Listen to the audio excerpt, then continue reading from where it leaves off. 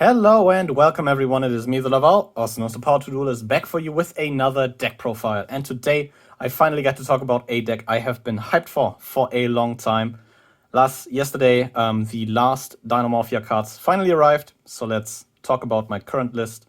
Very excited to just be able to finally play this in paper. Starting off the main deck are 3 copies of Dinomorphia Theresia. On summon, she will set a Dinomorphia trap from your deck. And if your life points are low, basically meaning 2,000 or less, which is what I will be referring to these 2,000 or less effects from now, just calling them low life points, she will gain 500, making her 2k, which is quite nice. And just like basically any other Dinomorphia monster, she floats on being destroyed by battle or card effect. But like the other main deck, Dinomorphia, you will have to banish a trap, and then you can float into another level 4 from your graveyard with a different name. But yeah, she's really great. The fact that she sets the card and doesn't add it or something makes her immune to Ash Blossom, which is quite nice. But who's not immune to Ash Blossom is Dinomorphia Diplos, your other main deck monster. On summon, he will send a Dinomorphia trap from your deck, a Dinomorphia card from your deck to the graveyard, and when your life points are low, he will burn the opponent for 500, which is also very nice and floats just like Theresia. Currently still on 3. I've seen a lot of lists on 2, but currently 3 hasn't hurt me that much, so I am still playing 3. But I'm still looking to maybe get a playset of Ghost Ogre, fit a playset of Ghost Ogre into this deck, so that might change. Playing a copy of Flower Dino. This is also a new card from Battle of Chaos. Cannot be normal summoned or set, and it has to be special summoned by its own effect.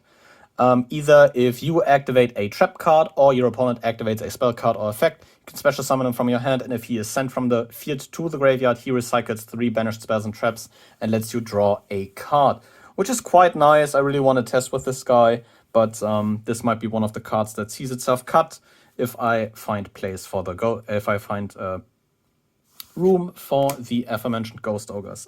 In terms of hand traps, currently on a playset of Effect Veiler. This could also be an Ash Blossom if you have those. As mentioned, still testing to see if I cannot fit Ghost Ogre into these, but this is basically a flex spot for any hand trap you have. In terms of consistency, I am on 2 copies of Fossil Dig and 2 copies of Pot of Duality. Fossil Dig just adds a dinosaur from deck to hand, basically giving you more access to Theresia or Diplos in cases you need it. And Duality, if you have it, play Prosperity in this slot. I just play Duality, play a 2/2 setup, saw this in an OCG list, and currently haven't found it too terrible. Because when I was playing 3, I found myself bricking too much on some of these cards. Playing a copy of Caught by the Grave. This deck really hates hand traps, Ash Blossom especially, because you can Ash the fusion trap. So having that caught by is kind of nice for an additional way to counter those. Play 3 copies of Dinomorphia Domain. This is your fusion trap, just like basically any Dinomorphia card. To activate this, you need to pay half your life points. And then you can fusion summon a Dinomorphia fusion by sending materials from hand, deck, or field to the graveyard. And just like any Dinomorphia normal trap, while you are low on life points, you can banish this from the graveyard when your opponent activates a card effect to protect yourself from effect damage for the rest of that turn. Very nice, keeps you alive, and I am very happy that all of these have the very sick foil bleed effect, which is just absolutely awesome.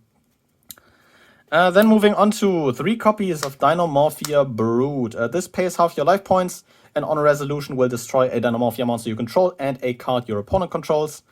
And just like Domain has the effect that if you're low on life points, you can banish this in response to an opponent's card effect to protect yourself from effect damage for the rest of the turn.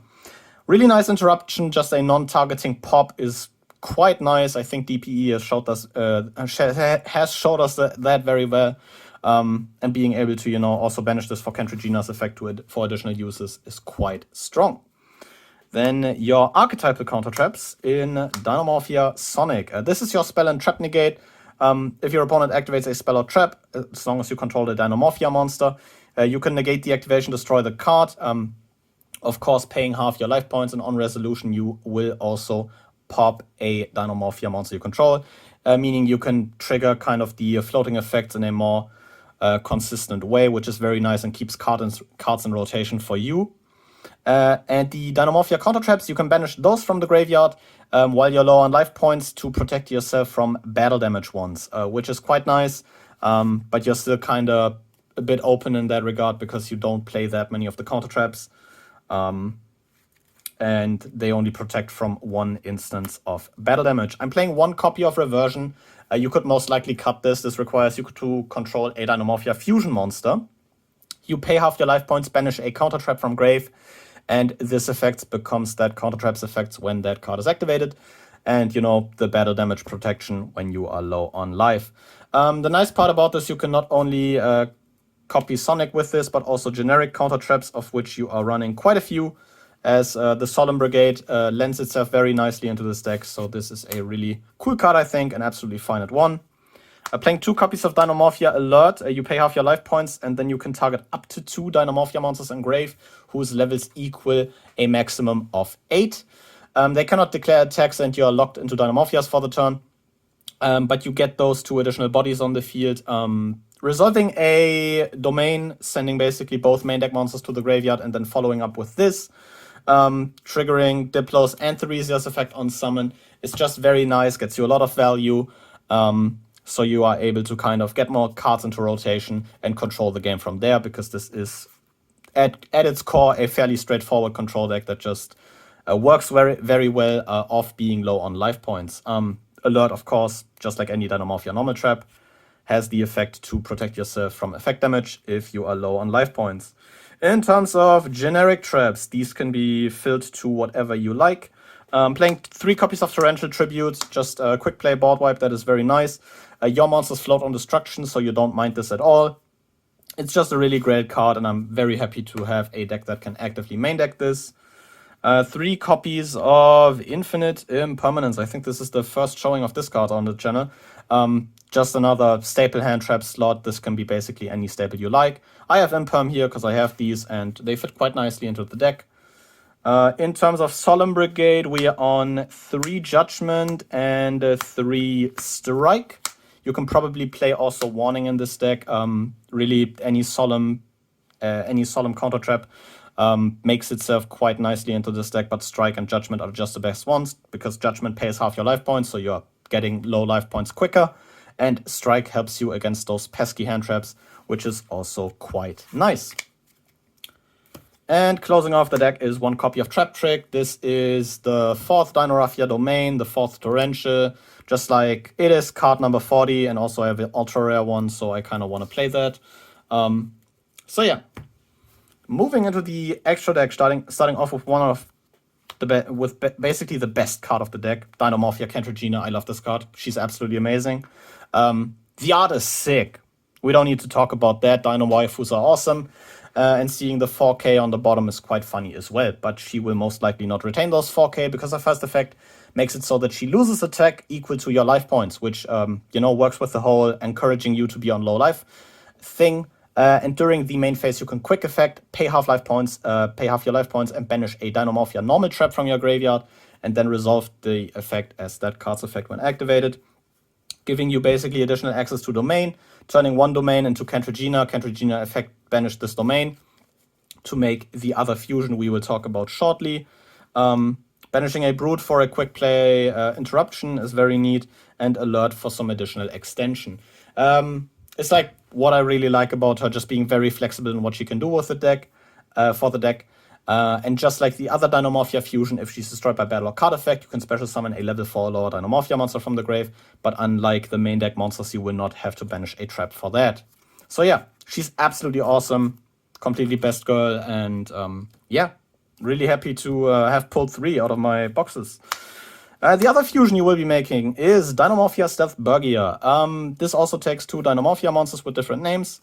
While you're on low life points, the 2000 or less, again, you don't pay life points to activate the effects of trap cards or Dinomorphia monster effects, which is really nice. Keeps you in the game for a bit longer. And the following effects are also quite cool, and once per turn even.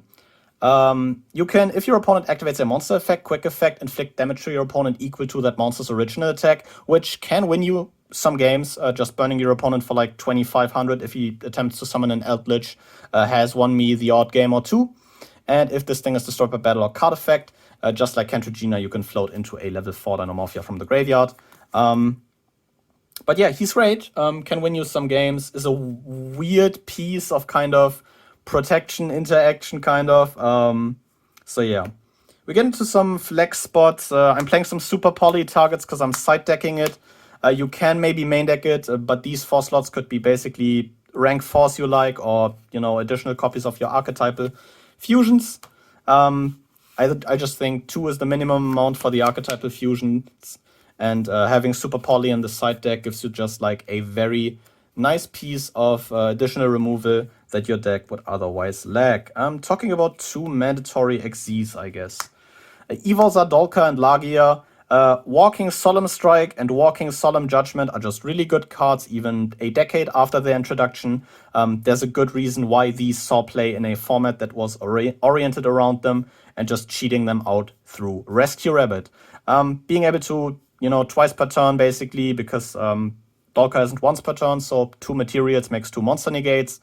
Or just Solemn Judgment something is really strong. So you should definitely play these 2. If you want to play Pot of Extravagance, you definitely max out on these 2. But yeah.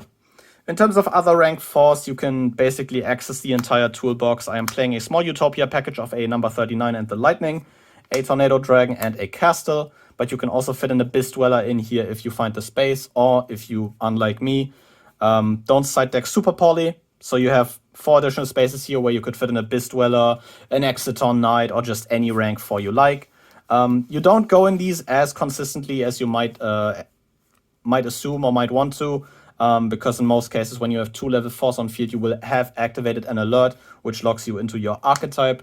But having these rank 4s to kind of fall back on, if you can make them, is quite nice. So yeah.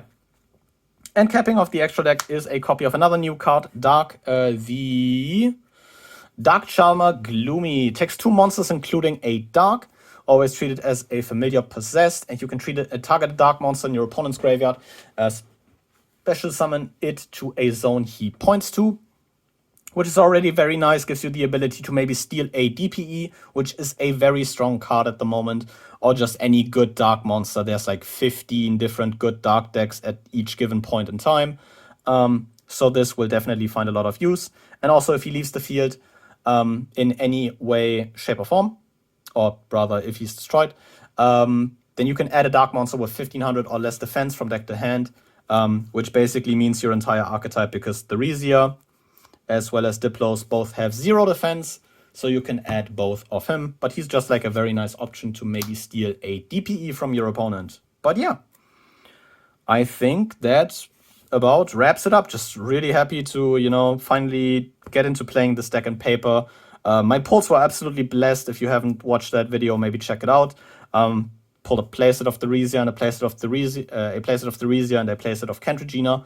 Absolutely awesome. Had only to order the 3 domains, which were missing from my 5 boxes. But yeah, this definitely looks like a very solid control deck going forward. I think Dimension Force will definitely catapult this deck into a very solid meta contention, because Rexstorm is just an incredibly powerful card.